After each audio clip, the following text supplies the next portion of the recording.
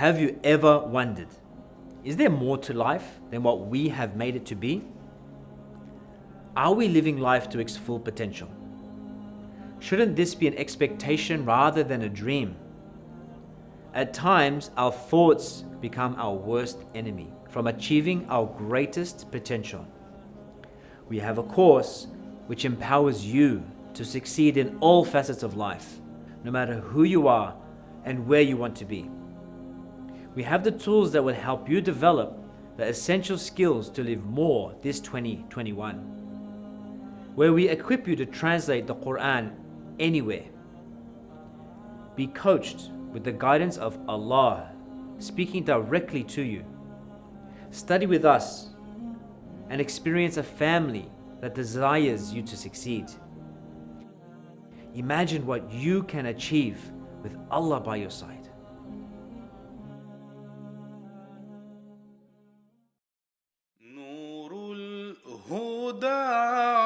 وفانا بحسنه حيانا نور الهدى وفانا. Assalamu alaikum wa rahmatullahi wa barakatuh. Welcome to Imam's Corner.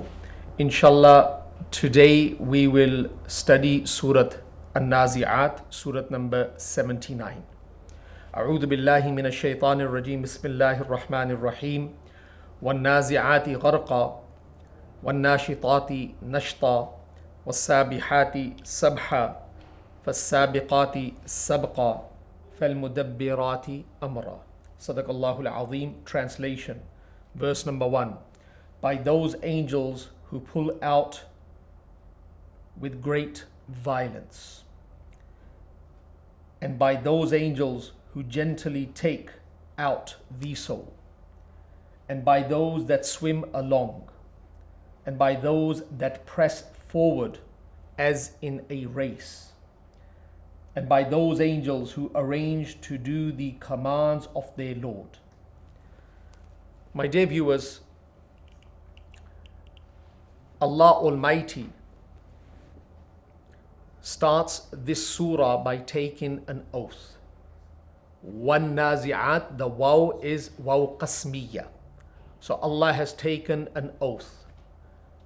There are many surahs in the Quran, and there are many places in the Quran in which Allah Almighty takes an oath. For example, La uqsimu bihadha al-balad, wat-teen, wa-zaytoon, wa-turi sinin, and other surahs similar to this. As we all know, that in our daily life, in our daily discussions, if we want somebody to completely trust us, we take an oath. The content that follows is something that the addressee will take seriously. Indeed, وَمَنْ أَصْدَقُ مِنَ اللَّهِ قِيلًا. There is no one that is more truthful than Allah Almighty. Allah Almighty does not need to take an oath, but as human beings feel more satisfied when an oath is taken, so Allah Almighty in many places in the Quran takes an oath. So basically the content that is to follow should be studied carefully and taken seriously. Now in these 5 verses, the first 5 verses of Surah number 79 An-Nazi'at, Allah Almighty makes mention of 5 characteristics of angels. As we all know that there are many angels that Allah Almighty has created and then has given them different duties. The angels that Allah Almighty speaks about in the first 5 verses of Surah An-Nazi'at are those angels that are deputed to extract the soul. So as we all know that you and me and every living being one day has to die. And the angels that are deputed, they will come, they will extract the soul, and then they will take this soul and transport it to the destiny that has been destined for it by Allah Almighty. Indeed, we will speak about death, the importance of death in Islam, and what you and me should be doing towards the preparation of death. But before we study that and speak about that, I would like to highlight the verses, the first 5 verses individually. So verse number 1, وَالنَّازِعَاتِ غَرْقًا. Allah Almighty takes an oath by those angels who pull out the souls of the disbelievers with great violence. Allah Almighty protect every human being from experiencing a bad death. You and me on a daily basis should make a dua that Allah Almighty grant us a honorable death, a death that announces our success. But there are going to be certain people, there have been and there are going to be many people that have done the wrong thing by their Creator. And what will happen is the angels will come to extract their souls, but they will not come as friends. They will not be pleasant with these people. And Allah Almighty in this verse says that their souls will be extracted with violence. There will be a lot of harshness that they will experience. The example that has been given is if you visualize a skewer and you wrap this skewer with wet wool and let it settle down. Now, when you want to remove it, you can't remove it completely in one go. Fiber by fiber, you will remove it from the skewer.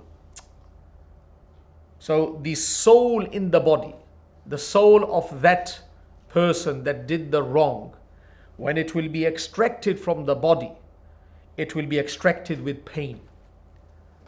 It will not come out smoothly. Another example that has been given by the scholars is that you visualize a thorny bush and you get a cloth and you place it on that thorny bush and you allow the cloth to settle down and then suddenly pull that cloth towards you. It will tear apart the entire cloth. Allahumma mahfazna. Allah protect us. So when the soul of the bad person is to be extracted, to be taken out of the body, that is what the soul, that human being will experience. But as we all know, that if somebody is approaching you and he says, Assalamu alaikum, by saying Assalamu alaikum, you feel comfortable because you know that he has come with good intent. That's why he gave you salam. But the bad soul will realize that they are going to be treated harshly and they're going to go through pain, because when the angel addresses them the first time, the angel will say ukhruji, that come out, addressing the soul, come out, ila sakhtim min Allah wa ghadabihi, towards the wrath and the anger of Allah Almighty. Ya ayyatuha nafsul khabitha, you wretched soul. So they will address the soul with a very ugly title, that you are a wretched soul, you are an evil soul, and today you have to be taken out. You like it or you dislike it, but this soul is going to be transported to the sakhtim min Allah wa ghadabi, to the anger and the wrath of Allah Almighty. I would like you to visualize, contemplate that moment where the soul of the enemy of Allah Almighty is being extracted and that soul is being addressed and the soul realizes that the life that I lived was not right, the choices that I made were incorrect, and there is no way to redeem, there's no way to make a change now. So we make a lot of dua that Allah Almighty protect every soul from experiencing that kind of address. Verse number 2, وَالنَّاشِطَاتِ نَشْطًا, by those angels who gently take out the souls. Subhanallah. And inshallah, people of faith, if we live a life of Iman and we die upon Iman, Allahumma amitna ala al-Iman wahshurna yawm al-qiyamati ma'al Iman. That, O Allah, grant us a death upon Iman, upon faith, true faith. Wahshurna yawm al-qiyamati ma'al Iman, and resurrect us on the day of judgment with Iman. Iman and a'mal salihah, good deeds. Inshallah, you and me and all people of faith, when their time arrives, the treatment is going to be very different. The verse indicates that their souls will be extracted gently. And the example that has been given by scholars so we can understand is that visualize a container. Visualize a container that contains water or air, and you undo it or you tilt it. You tilt that container that is contained in water, and there's no resistance, the water flows. You undo the container and then the air evaporates. There's nothing that stops it and prevents it. Everything happens very smoothly. I remember when I was studying in Pakistan many years ago, early morning, there used to be people that used to have a container of water. And as we know that it was very dusty, so what they used to do is they used to tilt that container and sprinkle water on the ground. So the dust would settle down. And they used to hold it tightly, because if they let it loose, the water used to flow. And they didn't want the water to flow because they needed that water to cover certain area.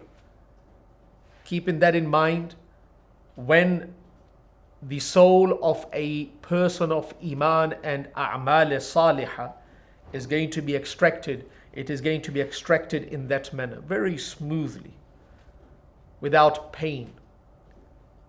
And the angel is going to allow the person to settle down.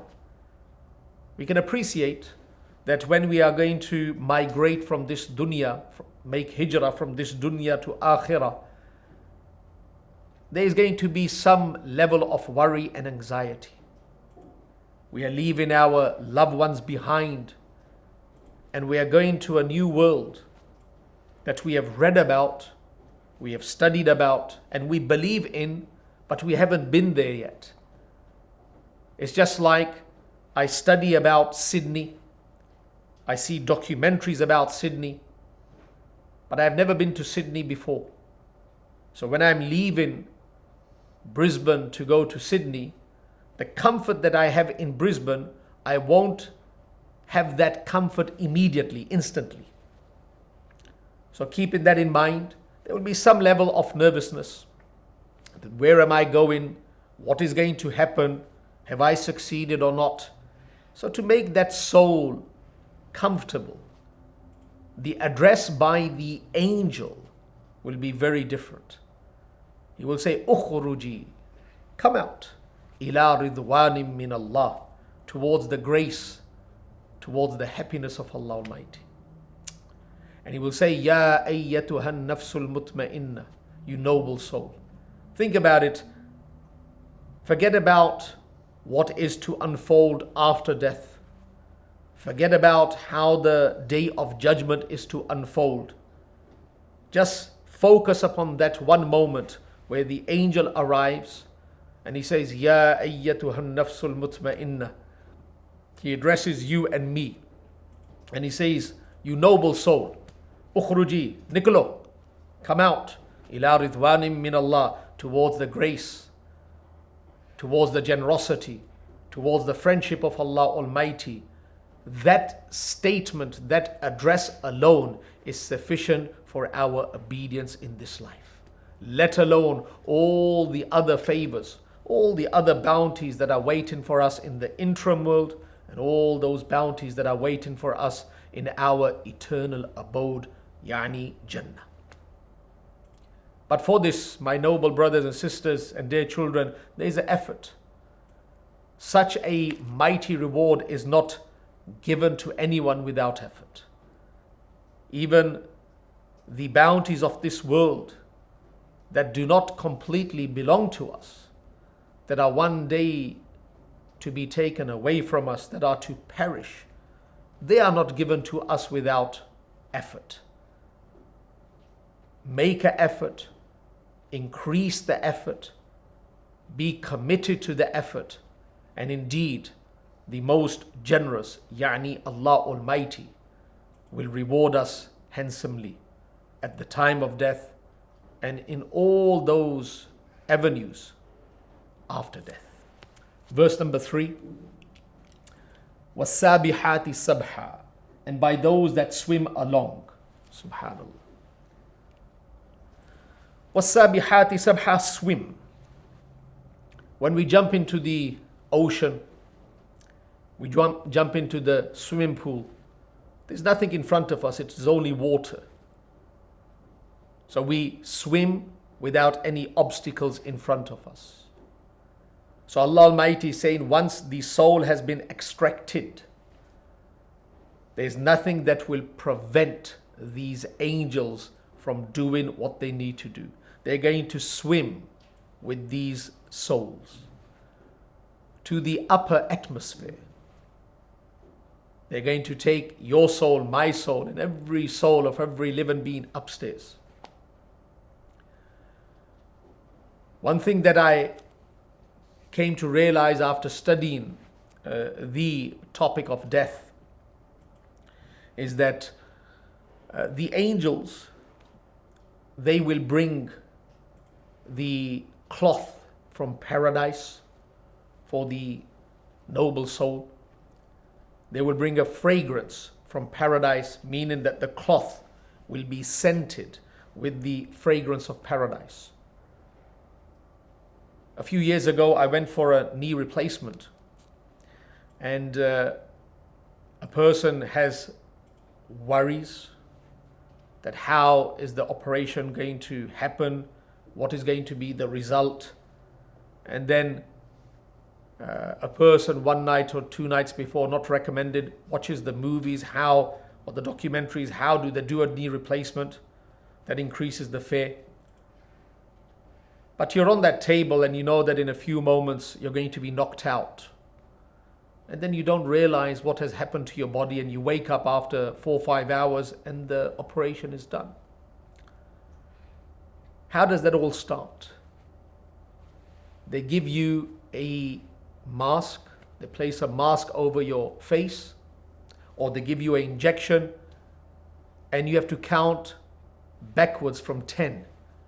And most probably you don't even reach 7, 10, 9, 8, and you're gone.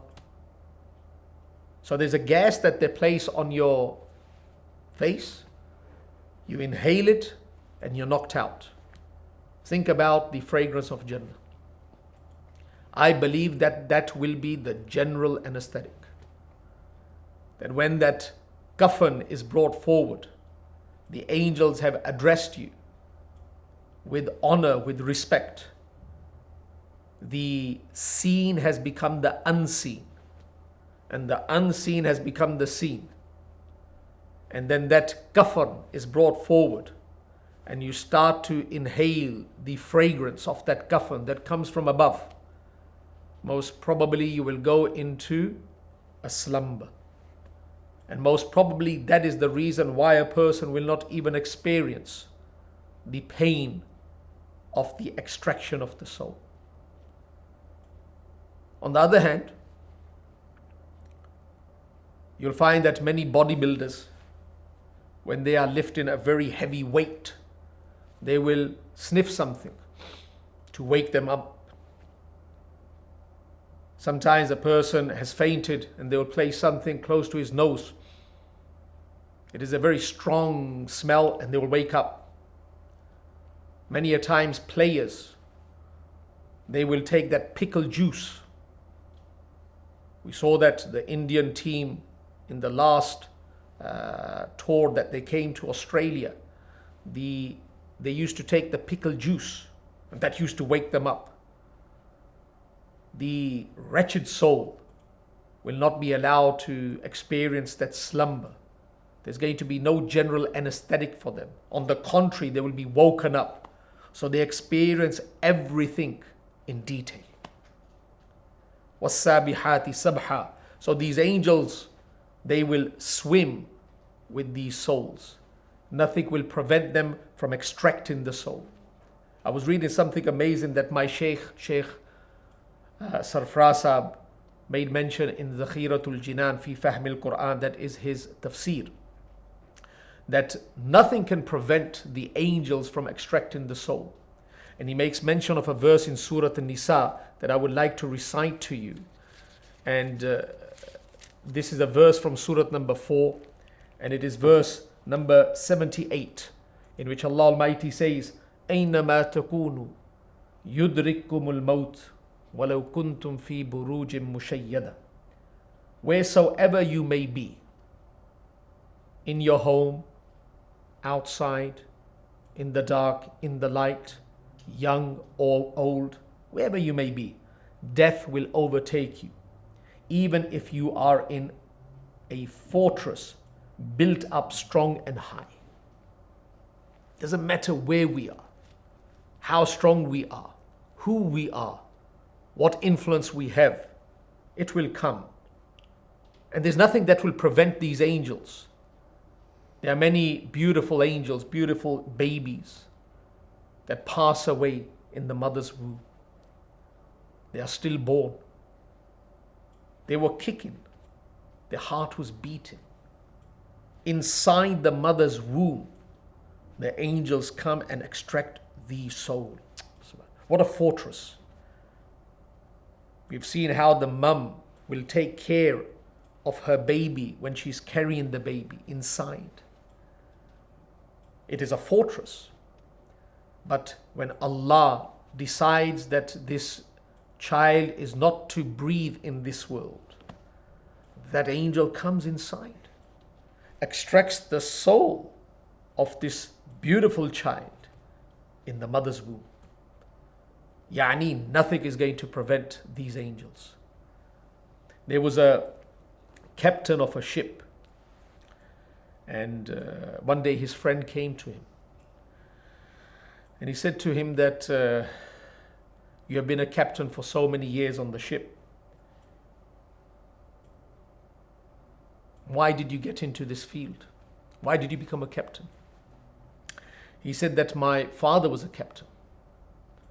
And one day my father said that this is a beautiful life. You get to explore the world, the ocean, see many different people. So I would like you to become a captain. So this person was curious and he said that, how did your father die? And he said that my father died in the ocean. The vessel drowned. So he drowned with the vessel. So this person was surprised. So then he said to his friend that, what did your grandfather do? So he said, my grandfather was a captain as well. And what my father said to me, my grandfather said to his son. He said, how did your grandfather die? He said, he died in the ocean as well. The vessel drowned. So now he became even more curious, more surprised. He said to his friend then, when you know that your grandfather died by drowning in the ocean, and your father died by drowning in the ocean, aren't you afraid that you're going to drown in the ocean as well? Why did you become a captain? So the captain was very witty. He said to him that where did your father die? He said, my father died at home in the bed. He said, where did your grandfather die? He said, my grandfather died at home in the bed. He said, when you sleep on your bed at home, aren't you afraid? This is what Allah Almighty is saying. أَيْنَمَا تَكُونُوا يُدْرِكُّمُ الْمَوْتُ وَلَوْ كُنْتُمْ فِي بُرُوجٍ مُشَيَّدَةٍ. Doesn't matter where you are, in the ocean, on your bed, on a silky mattress, doesn't matter. The angel will come, he will extract the soul. The matter that we should focus upon is he will extract the soul gently or he will extract the soul harshly. We want that angel to come to you and me that will honor us and extract the soul gently. So وَالسَّابِحَاتِ sabha, nothing will prevent them. Verse number 4, فَالسَّابِقَاتِ sabqa, and by those that press forward as in a race. Allahu Akbar. So basically what is Allah Almighty saying in verse number 4? I made mention in the start, it is not one angel that is responsible for all the duties pertaining to death. Indeed, there's one angel that will extract the soul, but there are many other angels that will carry out other duties pertaining to the transportation of the soul. So they said that there are going to be many angels standing in a line, and the soul of the noble is going to be handed over to the next angel in line with honor, with respect. And basically this is how it is going to be transported into the upper atmosphere. On the other hand, the soul of the disbeliever, the wretched, is going to be plucked from the hand of one angel, and it is going to be transported in that manner to the upper atmosphere. And this is what Allah Almighty is saying, that there's going to be a race between the angels, that one angel is going to take with honor, or one angel is going to pluck with harshness, based upon the condition of the ruh, the condition of the soul. Verse number 5, فَالْمُدَبِّرَاتِ أَمْرًا, and by those angels who arrange to do the commands of their Lord. So what is the meaning of this verse? That it is a command that has been given by Allah to these angels, that you need to transport these souls in the upper atmosphere. And those that are deserving of illiyin, the noble abode, that's where they will go. So the angels know the condition of the soul. If the condition of the soul is healthy, they will immediately, just like the swimming, you have no obstacle, they will go with these souls into illiyin. This is a noble abode. And there will be other angels that will be deputed to extract the soul of the evil, and they will take these souls in sijjeen. And nothing will deter them from fulfilling the command of Allah Almighty. So this was the light commentary pertaining to the first 5 verses of Surah An-Nazi'at, where Allah Almighty takes an oath and makes mention of the 5 characteristics of those angels that are deputed to extract the soul. So in conclusion to what we have discussed in the first 5 verses of Surah Nazi'at is that which you and me are going to experience, and that is maut. I would like to make mention at this point, do not be afraid of death. Embrace death. You will say, what is Imam Uzair saying, embrace death? Prepare for death. Inshallah, in the next lesson we will speak about the preparation of death. But if we do not prepare for it, then the high probability is we will fail. So we need to prepare for it. We should focus upon the beautiful aspect of death that has been made mention in the second verse. وَالنَّاشِطَاتِ نَشْطًا where the soul will be extracted by the angels with kindness. And as we know that the soul is extracted first from the feet and then upwards, it will be extracted with kindness, because the person was kind to himself, he was kind to people around him, he was kind to his soul by accepting the law of Allah Almighty. So now he will receive the package of kindness. That's what we need to focus upon. And daily in our prayers, in the sitting position, in our du'as, because in the sitting position you make du'a. So if you find the du'a in which Allah Almighty's Habib, Nabi Akram Muhammad has made du'a of a noble death, in your du'as after salah, in between your salahs, at any time during the day and the night when you wake up and you make du'a, ask Allah Almighty for a noble death. I would like to conclude with a story, a touching story. Last year we performed Hajj, or the year before that we performed Hajj, and there was a Turkish boy that was with us in that Hajj. He was from Melbourne. His name was Khan. And there was something special about this boy. He may be about 35 maximum. He made a lot of khidmah. Khidmah means that he used to serve everyone. So as you know that when you're in Mina, you're in Muzdalifah, you're sitting in Masjid al-Nabwi in the Haram, sometimes the water is far away. Sometimes you feel lethargic, weak, you can't walk. So this child, this boy, he used to help everyone. There was something special about this boy. And ajib, 1 or 2 months ago, this boy was praying tahajjud in Melbourne, young boy in Melbourne. He was in sajda, and the angel of death came to extract his soul. He died in sajda. And I was focusing that what a noble death.